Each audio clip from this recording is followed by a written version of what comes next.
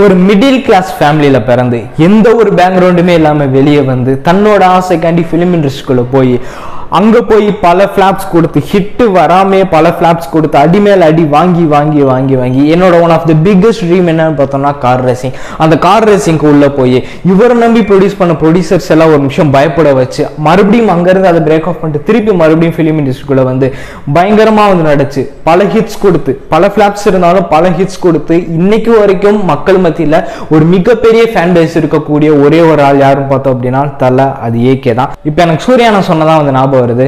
எவன் தயவும் இல்லாம காசும் இல்லாம வெறும் கனவோட வந்து ஜெயிச்சு என்னோட hero and Thala, AK, Ajith Kumar and Padma Bhushan Ajith Kumar and hats off sir and congrats. இன்னைக்கு ஒட்டுமொத்த இந்தியாவே வந்து உங்களை வந்து தமிழ்நாடு இந்தியாவை வந்து கொண்டாடிட்டு இருக்கு. அப்படிப்பட்ட ஒரு மிகப்பெரிய பெருமையை சேர்த்து கொடுத்துருக்கீங்க தமிழ்நாட்டுக்கும் இந்தியாவுக்கும். And hats of and